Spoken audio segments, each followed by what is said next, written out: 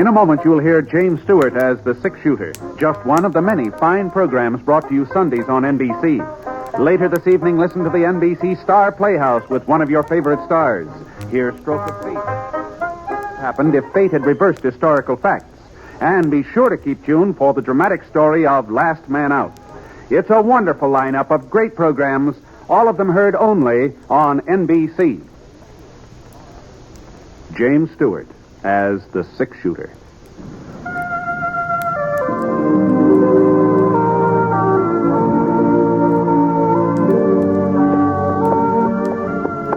The man in the saddle is angular and long-legged. His skin is sun-dyed brown. The gun in his holster is gray steel and rainbow mother of pearl. Its handle unmarked. People call them both the six-shooter.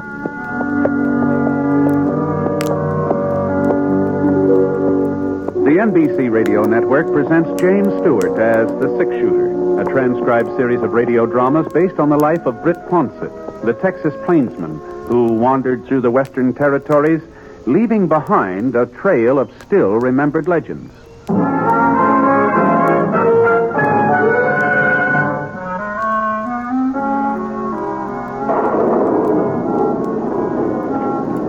rain sure was coming down that afternoon in Petersville. It had started all of a sudden, too, just after I left Scar at the livery stable and headed up the main street toward Doc Early's office.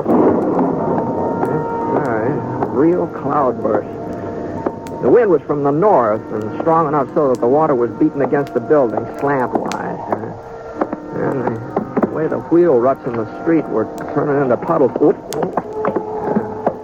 The rain barrels were sloshing over the sides. Well, it was like the whole town had been pushed under a leaky sieve. The closest cover I could spot was the front porch of the Jackson Hotel.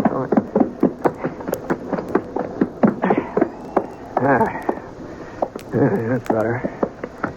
For a minute I sort of shook myself off like a half-drowned pup. Then I noticed the young fellow standing beside me. I didn't recognize him, though, not at first. Mr. Ponset? You're Britt Ponset, ain't you? Yeah, that's right. I wasn't sure till I saw your gun. I guess you don't remember me, Mr. Ponset. Calvin Plummer? Calvin Plummer? Oh, I sure remember you, Cal. Say, you really sprung up, haven't you? Why, by George, you're taller than I am. How'd you manage to do so much growing so fast? Oh, I wasn't so fast, Mr. Ponset. It's been 6 years since you were in Petersville. 6 years? Is that long? Right after my 15th birthday, that's when you left. 6 years since I was here, huh? Let's see, that must make you right about 21 years old, huh? Yes, sir. 21. Yeah, that's a man's age.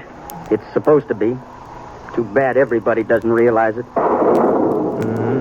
Well, sometimes it takes a while for people to get used to the fact that you've grown up. I guess so. How are your folks? Your Ma and Pa, how are they? Didn't you know, Mr. Ponset? Pa died last summer. Oh, well, no, I hadn't heard that. I'm sorry, Cal. I'm awful sorry about that. He was a fine man. Yeah. At least I thought so. Well, everybody thought so. You know that. Did they? Well, what do you mean, Cal? Nothing. Looks like it's letting up.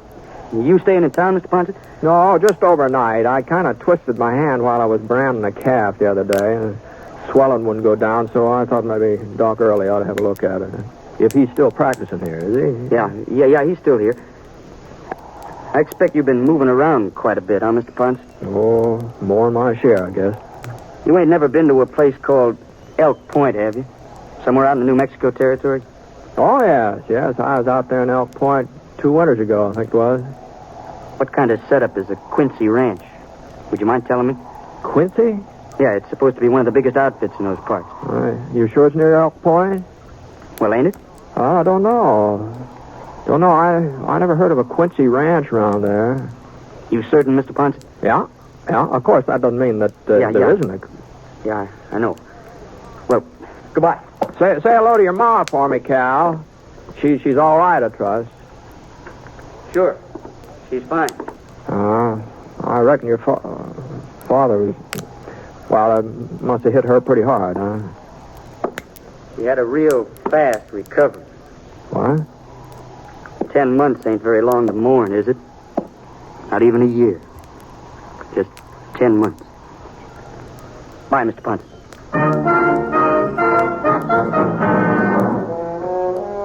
Well, Cal Plummer had done a lot more than just grow up since the last time I saw him. Strange way he was carrying on. I sure couldn't figure out what caused it. And I talk about his mother. Why, Cora and Ned Plummer were just about as well suited as any two people I ever met up with. Well, you couldn't even think about one without thinking of the other. They must have been married on close to 35 years. Cal, he was their third child. He was the only one that lived. Ned sure thought the world of him. Petersville wouldn't be the same without Ned. The rain had stopped now. It even started to warm up a little.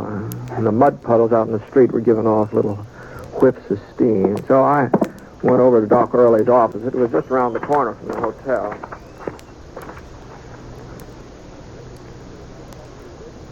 Britt, don't look like you broke a thing.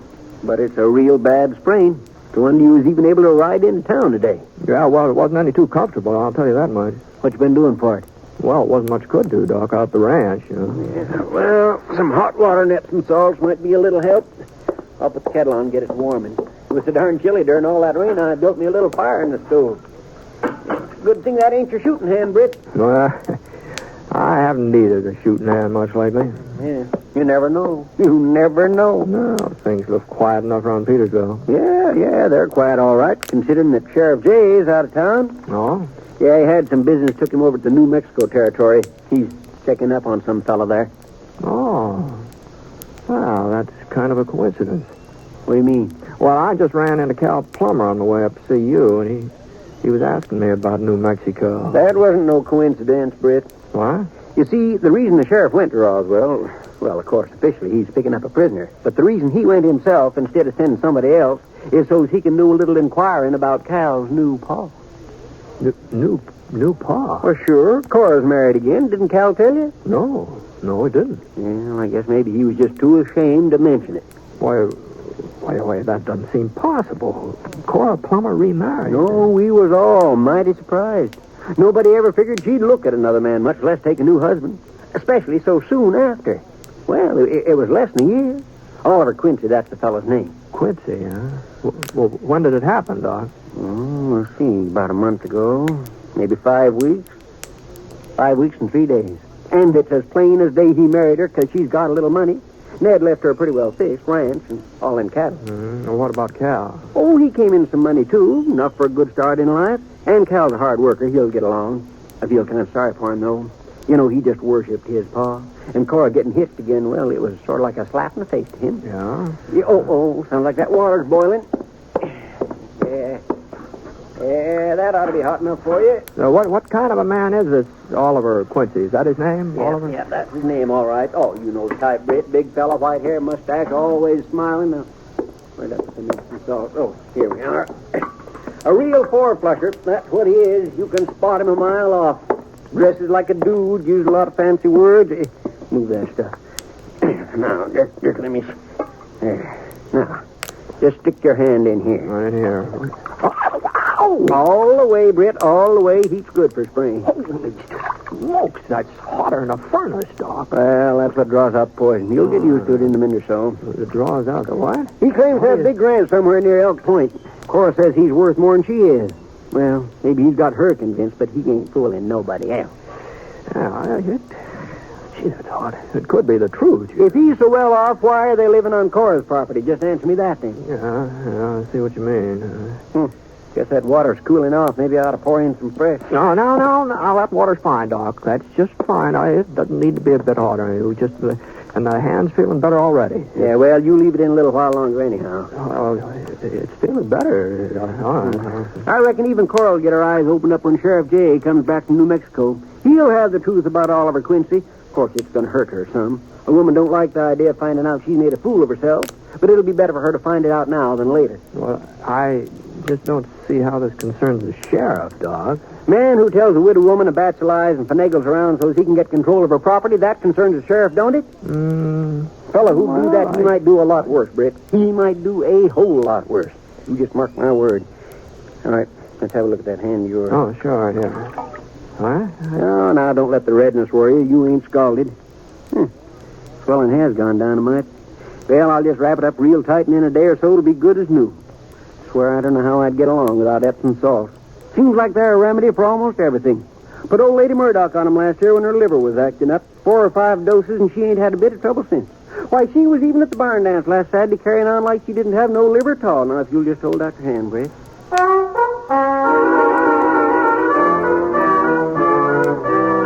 After Doc Early got through with his bandaging, my hand did feel a little better. At least some of the throbbing seemed to go away. So I left his office and I wandered over to the hotel. By the time I got there, they were serving supper in the dining room. Not family style either. They had a real fancy layout. Separate tables with flowers on them.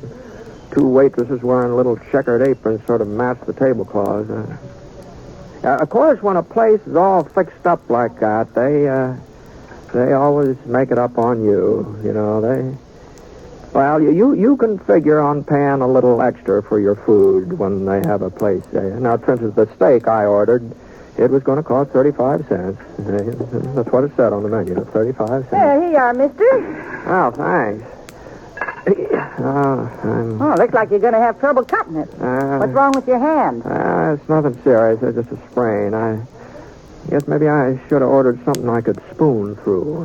Want me to slice up the meat for you? No, I'll manage. I just get this thumb out of here. Yeah. I'll be all right. Well, if you want anything, just holler. Oh, thanks. Thanks, Beth. I don't know why they give me the toughest steak in the whole kitchen. For 35 cents, you think you should have been... Howdy, Britt.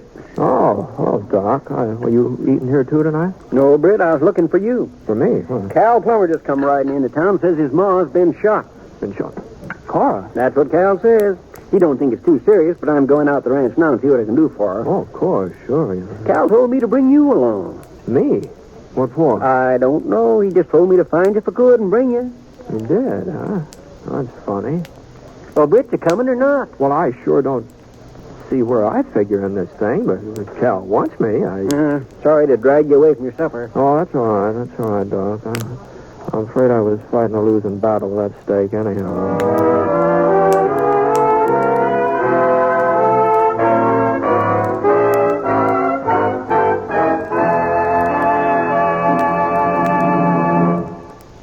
We'll return to James Stewart as the 6-shooter in just a moment. Every day, every one of us Americans has the satisfaction of knowing that right now we enjoy the highest standard of living in all history. And we've only begun, for it's a fact that our standard of living will rise still higher. And while we've made ourselves stronger economically, we've retained all of our basic freedoms. We work where we choose, we bargain collectively, contract our own affairs, and profit from our inventiveness and enterprise. That's the American economic system, and I'm for it. I'm sure you are, too. So let's keep things that way, friends, all of us.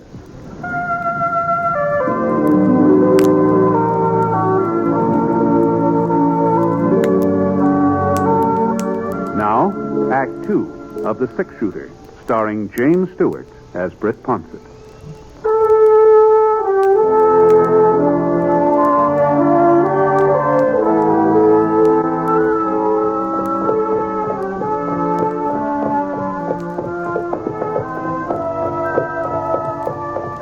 The Plummer Ranch was about half-hour ride east of Petersville. Real big outfit, too. Maybe, 50 square miles grazing land and all. The main ranch house just off the road was built to size. 2 stories tall with giant big windows facing out. I remember hearing folks tell how Ned Plummer had to send all the way up to Chicago to get glass big enough for those windows. There was a couple of lamps burning somewhere on the first floor. You could see little lights spilling through the draperies. The rest of the place was dark. Whoa, Scar. Whoa. Oh, boy. Oh. And we left our horses in the yard, Doc and I. And he grabbed his satchel with the medical instruments, and we walked up to the carved mahogany door, the front door.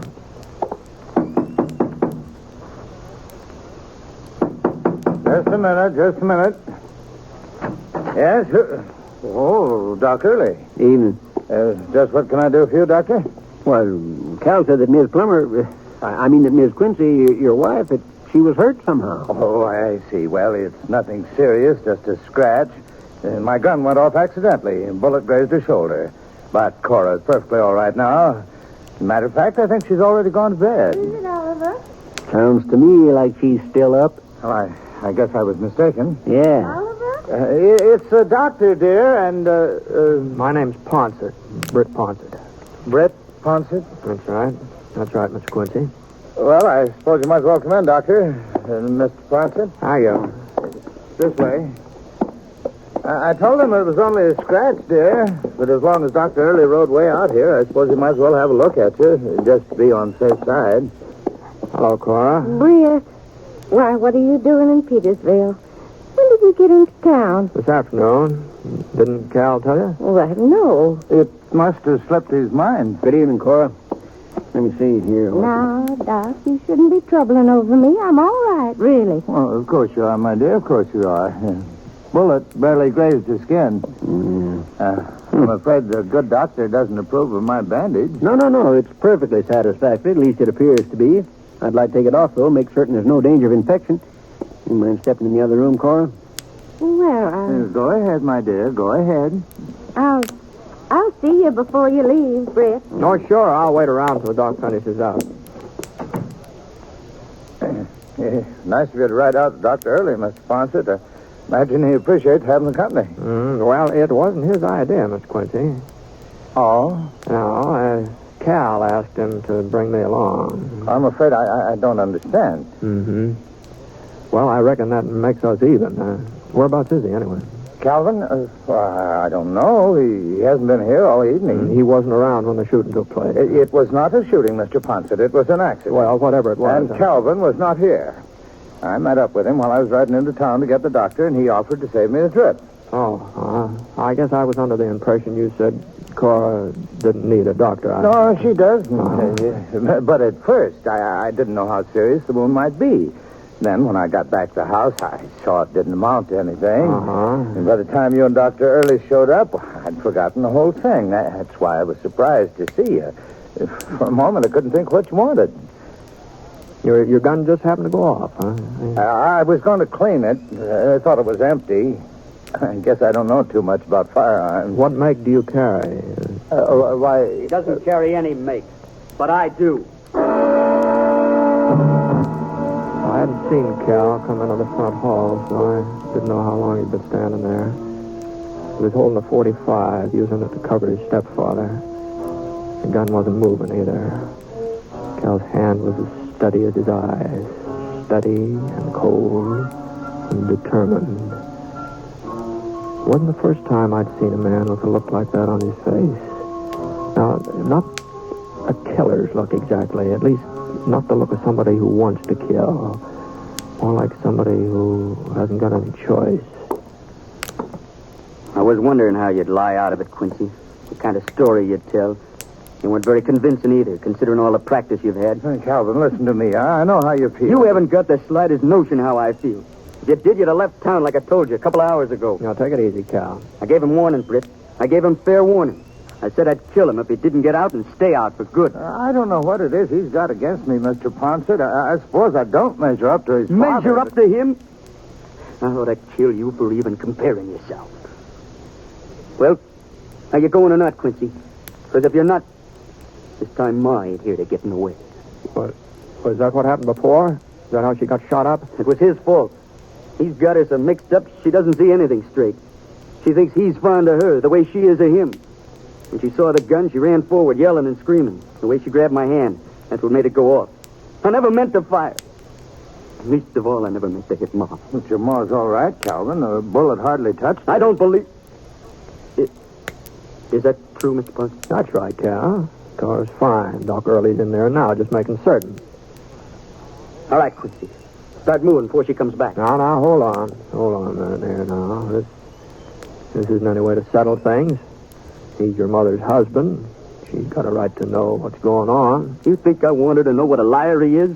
That he never cared for? You think I want to break her heart? Well, what are you talking about, Calvin? I never lied to Cora. Never in my life. And where's that big ranch you're supposed to own and all the money you're supposed to have? What? Tell Mr. Ponset about your holdings. He's been to Elk Point. And there ain't no Quincy Ranch. Oh, you're not making any sense, Calvin. I ain't going to stand around here arguing. Put that away, Cal. Not until he leaves. He gives me his word he won't be back. And if he don't keep his word... Cal, You don't figure in this, Mr. Ponset. you got me out here. It was my idea. Well, nobody's keeping you. This bandage isn't on my gun hand, Cal. He's got you fooled into being on his side, too. I didn't say that. Look, ain't there nobody that sees him for what he really is? All he's trying to do is to get his hands on what my father left. Dad worked hard. All his life he worked hard. And when he was dying, he told me to look after Ma. Told me it was my job. Well, I'm going to do my job, Mr. Ponset. And nobody's... Calvin, you made enough trouble for one night. I'm sorry, Ma. Didn't want you to be here. Didn't want you to find out. Found out what? My son's turned into a lunatic? I'm only doing it for you, Ma. For me? Do you think you're helping me by carrying on like this? I've got my own life to live, Calvin. You've got to let me live it as I see best. Ma, he's no good. I was trying to get him to leave before Sheriff Jay comes back from Roswell. Before the whole thing came out. Well, I guess it's too late now. I guess you'll have to know. No, what? He hasn't got a ranch. He ain't got any money. Oh, If you don't believe me, ask Britt Ponset. He only married you because of what Pa left you. No, all I said that I didn't know of any Quincy Ranch near Elk Point. That's all I said. I haven't been around there for a couple of years. Maybe by now. Well, there ain't no is. such ranch now either. Is there, Quincy? Well, no, of course not. There you see, Ma. Calvin, listen to me. He's admitting it, Ma. Why don't you face facts? Everybody else has been on to him. Everybody but you. It's all my fault. I should have told you in the first place. I know that Oliver isn't rich. I never thought he was. You never thought... Ma? Well, maybe Doc and I'd better get No. going, huh? No, I'd like you to stay, Britt. Calvin is right about one thing, though. I've been making a fool of myself. What's worse, I've been making a fool of Oliver, too. No, Cora. You see, Calvin, I've known Oliver for a long time. Your father and I, well, we were all friends back in Kansas. All three of us. Of course, that was before I married your dad. You've known each other all these years? Once, Oliver asked me to marry him. But I chose your father. And I've never been sorry I made that choice. I guess you know that, Ollie. Well, sure, Cora. But after Ned died, well, it was like part of me had died too. And I felt all hollow and useless, lonesome. Not a very romantic way of putting it. Lonesome, but that's how I felt. Like I couldn't go on by myself. Oh, you did your best, son, to keep me from thinking about your father and about myself. But it wasn't enough. And I kept remembering what your father said when he first took sick and he knew he wasn't going to get well. He said he'd take it as a compliment if I was to marry again, that it would mean our marriage had been a good one. But more than that, I think he knew I wasn't the kind to live alone. Oh. So I wrote to Oliver, asked him to come out to Petersville just for a visit. And then, well, us getting married was my idea. Your idea, Cora. Ollie was afraid of what folks would think. Me having this ranch and him not worth very much. He was afraid they'd get the idea he was marrying me because of my money. So I told everybody that he had a ranch of his own, even bigger than mine. Boy, Cora. Oh, I was just trying to make it easier on him, Britt, so he wouldn't be embarrassed, uncomfortable. Of course, Oliver didn't know what I was up to. You shouldn't have done it, Cora. I'm sorry, Ollie. But I'm not sorry I married you. Oh, my. You've got to understand, Calvin. It's true, I'm an old lady and a foolish one. And it's true I don't feel the same way toward Oliver that I felt toward your father. You only feel that once in a lifetime. And some folks aren't even that lucky. But it's better for me not to be alone in the time that's left. I think it's better for Oliver, too. You should have told me, Ma. Yes. Yes, I see that now. But I wasn't sure how you'd take it. Too bad you were dragged into this, Britt. You and Doc. But I wanted you to hear it all before you left. Sure, Cora. You knew Ned. You were a good friend of his. He thought a lot of you. Oh, I sure hope so. Well, what would he think? How would he feel about my marrying again? Oh, it's pretty hard to speak for somebody else, Cora. But Ned loved you. That was plain to everybody. So I guess he'd want you to be happy and content. That's what Ned would want. Thanks, Britt. Well, Doc, it's about time we're getting back to town, isn't it?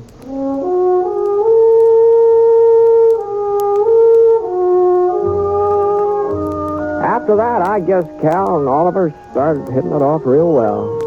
Anyway, the last time I was through Petersville, folks were all talking about how much Oliver Quincy had done for the Plummer Ranch. Practically doubled the size of the herd, and now he was building a house down on the south pasture for Cal to live in when he got married. As for Sheriff Jay's story about Oliver not owning any property around Elk Point, well, the people just wouldn't believe that, that's all. The sheriff just hadn't done enough checking, that's all. A man like Oliver Quincy, why, he just had to be rich. It was written all over him.